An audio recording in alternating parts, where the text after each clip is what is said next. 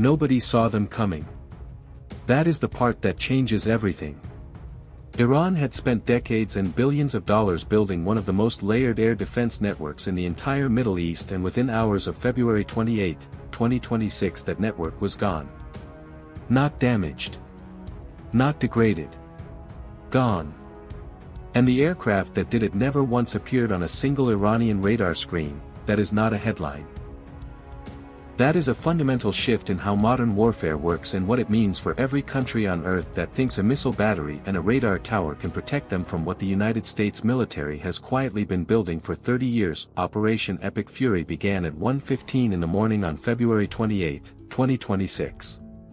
Within the first 24 hours, U.S. Central Command confirmed strikes on more than 1,000 separate targets across Iran. Within the first 72 hours, that number had climbed past 1,700. The targets were not chosen randomly. Every single one of them was selected as part of a deliberate sequential strategy designed to blind Iran before Iran could even understand it was being blinded. The first wave did not go after leadership compounds or nuclear facilities. The first wave went after Iran's eyes and ears. Radar installations, surface-to-air missile batteries, command and control nodes, integrated air defense headquarters and communications infrastructure were the opening targets. Before Iranian commanders could issue a single coherent order to their forces, the systems those orders would travel through were already burning. By the end of the first day, U.S. and Israeli aircraft had struck roughly 200 Iranian air defense systems. By the end of the first 24 hours, the Israeli military announced that aerial defense systems across western and central Iran had been dismantled and that air superiority over Tehran had been established. Read that again. Air superiority over the capital of Iran. Achieved in less than one full day. By March 5, U.S. Central Command Admiral Brad Cooper stood at a podium and used a word that carries enormous weight in military doctrine. He said the coalition had achieved air dominance over Iran. Dominance is not superiority. Dominance means operating with complete impunity throughout the adversary's battle space. It means you go where you want when you want and nothing can stop you. That word had never been used about Iranian airspace before in the history of the conflict between these two countries. To understand how this happened so fast, you have to understand one aircraft. The B-2 Spirit stealth bomber. Most people have seen photographs of it. The bat-winged silhouette that looks like something from a science fiction film.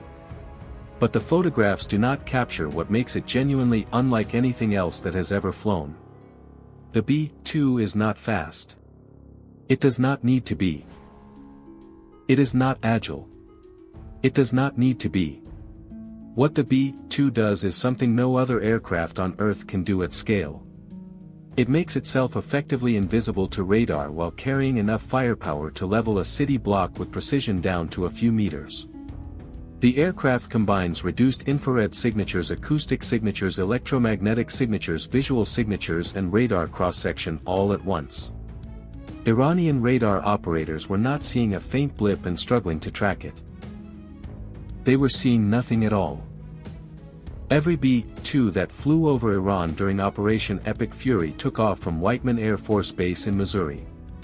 Missouri. On the other side of the planet. Those missions lasted more than 30 hours in the air. Some exceeded 40 hours of continuous flight with multiple aerial refueling operations over the Atlantic and the Indian Ocean. 18 of those intercontinental round trips were confirmed during the operation. Think about what that means.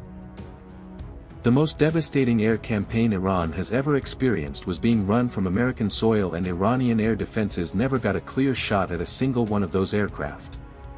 U.S. Air Force B-2s carried two categories of weapons into Iran. The first was precision-guided 2,000-pound class munitions for hardened surface targets and command nodes. The second was something far more significant. The GBU-57 Massive Ordnance Penetrator.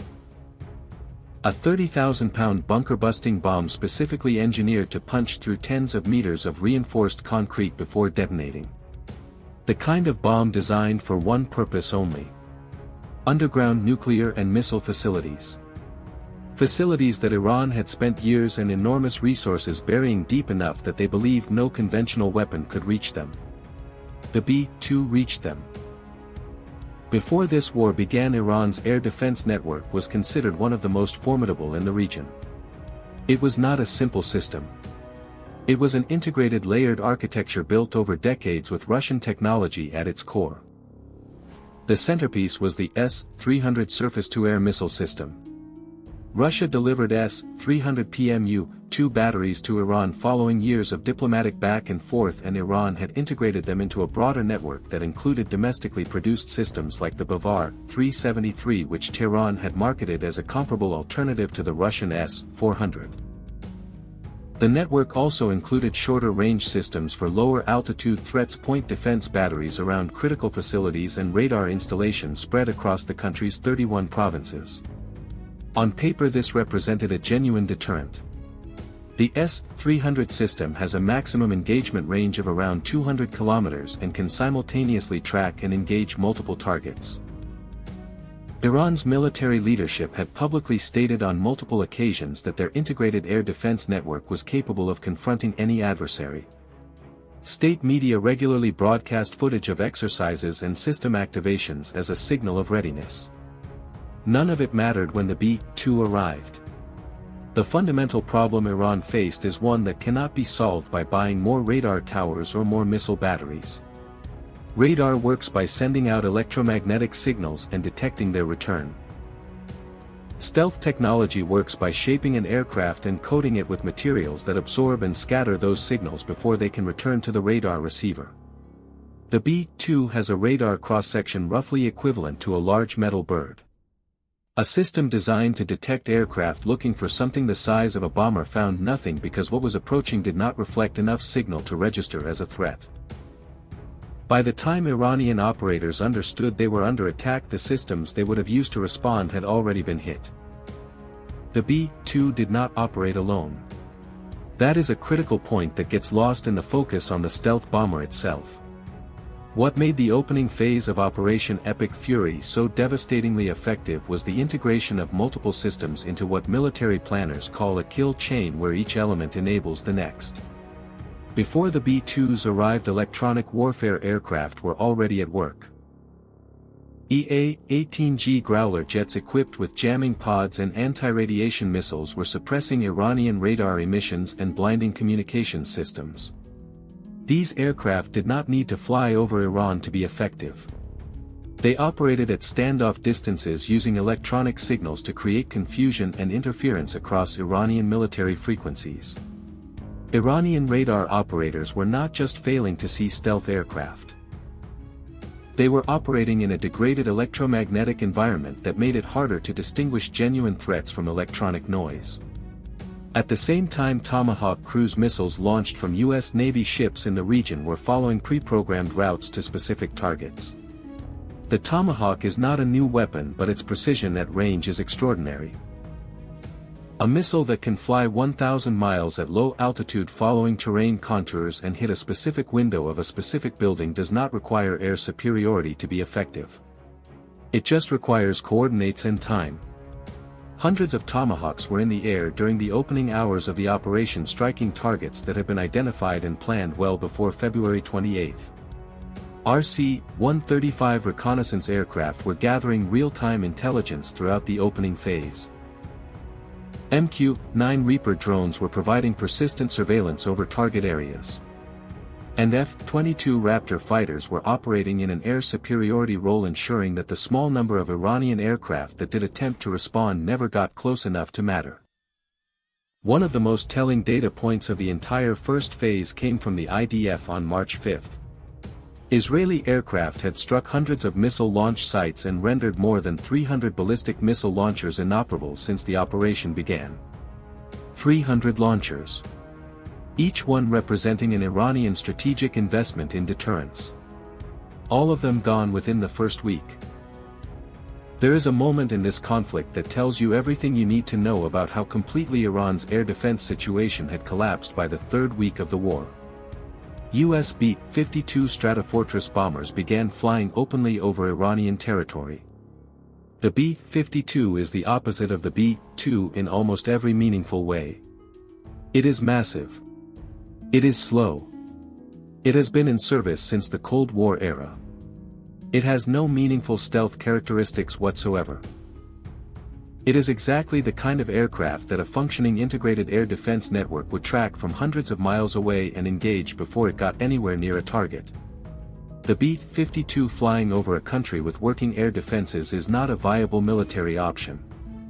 It is a way to get a very large and very expensive aircraft destroyed.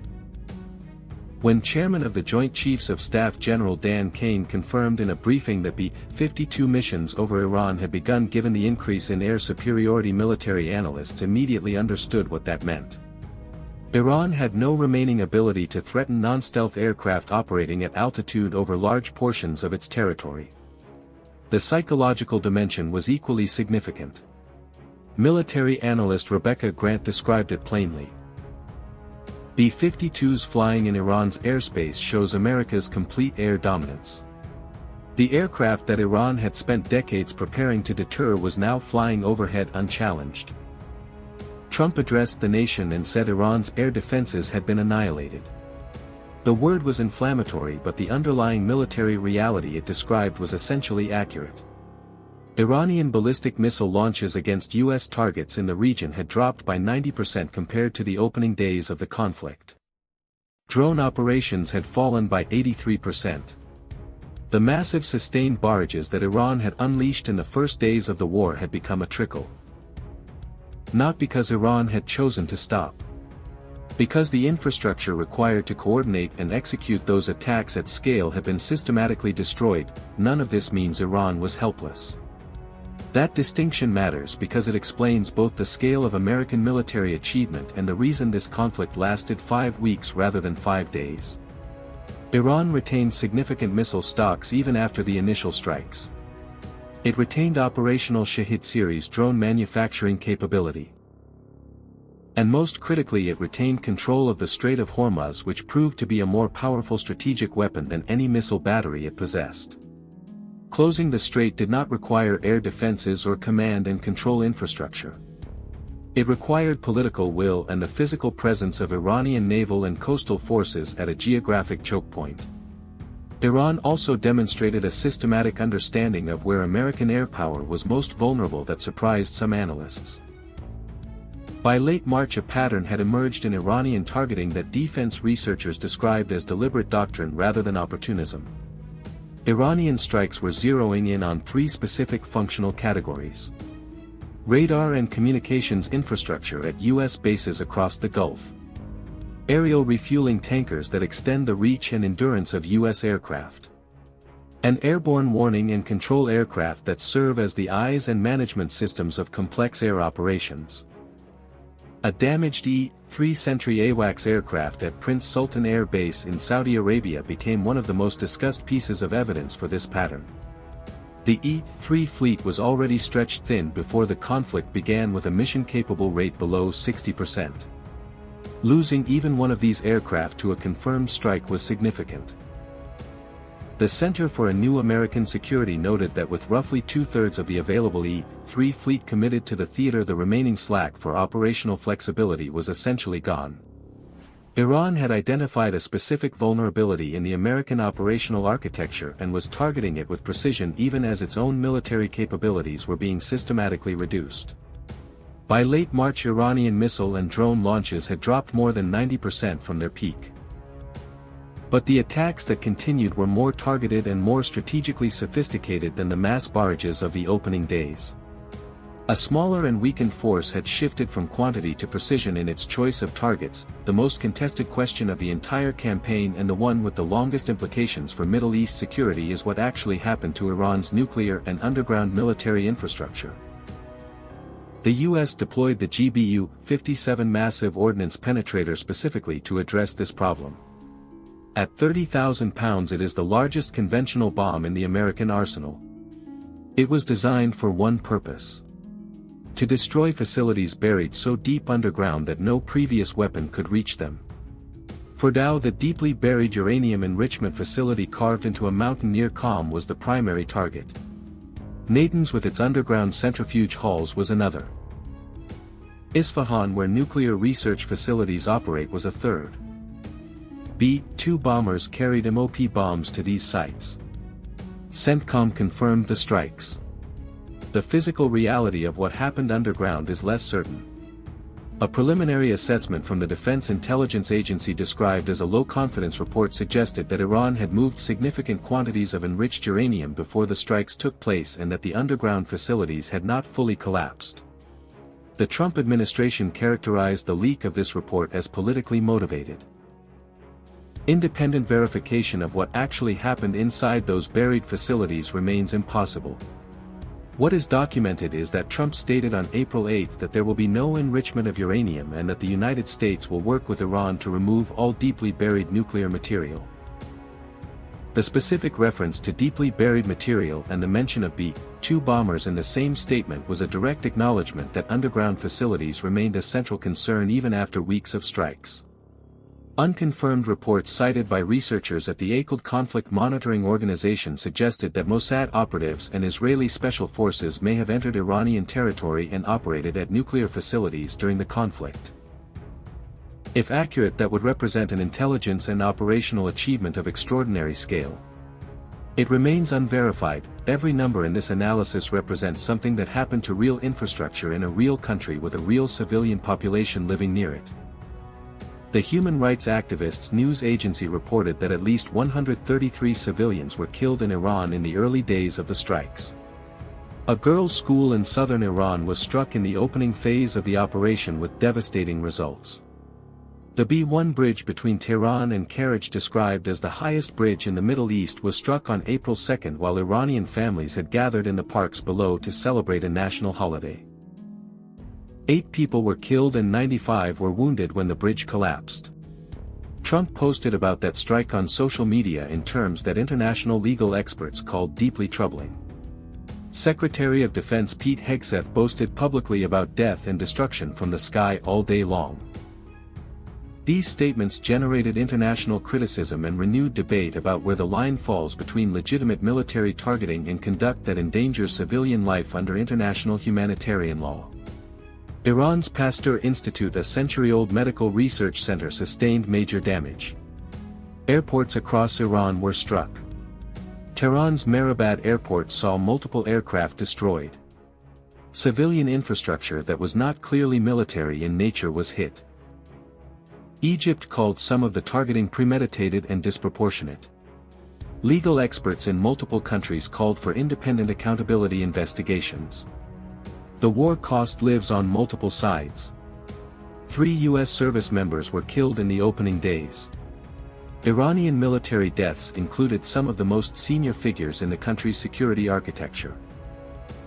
The Iranian defense minister, the IRGC commander, the chief of staff of the armed forces, the head of intelligence for the emergency command, and 6 other senior security leaders were all confirmed killed in the first day alone.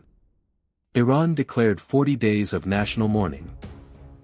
This conflict will be studied in military academies for decades. Not because of its political outcome, which remains unresolved, but because of what it demonstrated about the gap between the military capabilities of the United States and the defensive architecture of a mid-tier regional power that had spent 40 years preparing for exactly this scenario. Iran was not unprepared. Iran was not naive about the threat it faced. Iranian military planners had studied American air campaigns going back to the Gulf War in 1991.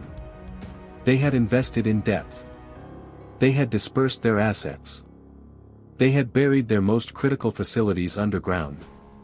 They had acquired the best air defense systems that sanctions-constrained procurement could obtain. They had developed domestic alternatives when foreign systems were unavailable. They had trained their operators and conducted exercises. And the B-2 flew through all of it without showing up on a screen. The EA-18G analysis described the first phase of the campaign as having suppressed Iranian air defense's decapitated command and control and established effective control of the airspace from western Iran to central Tehran within 24 hours. That sentence should be read slowly. Western Iran to central Tehran. In 24 hours. The first phase of any serious air campaign in military doctrine typically involves suppression of enemy air defenses known as SEAD. It is considered the most dangerous and difficult phase of any air war because it requires attacking the system specifically designed to shoot down attacking aircraft. In Iran's case, the SEAD phase was essentially complete before Iran's command structure had time to respond coherently. The B-2 did not suppress Iranian air defenses in the way SEAD doctrine describes. It deleted them in the opening hours before the conflict could develop into a genuine contested air environment.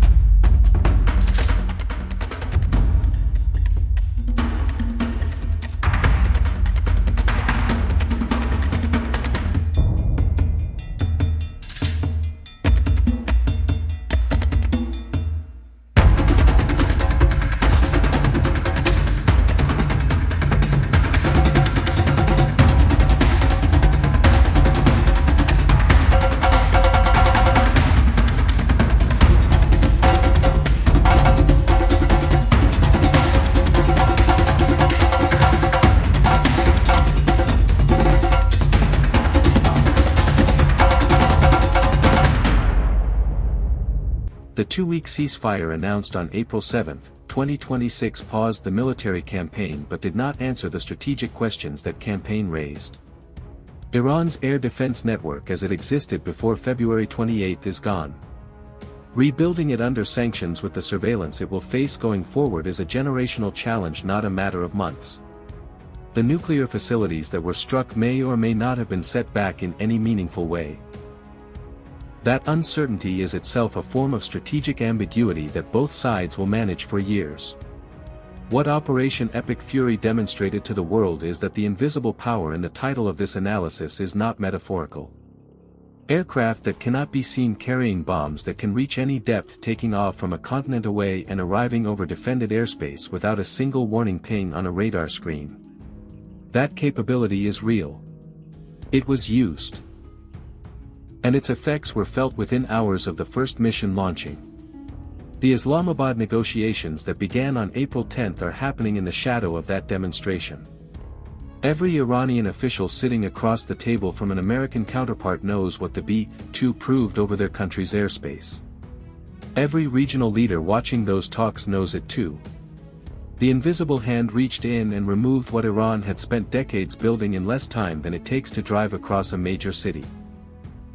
That is the military reality behind the diplomatic language. And it is the context without which nothing that happens next can be properly understood.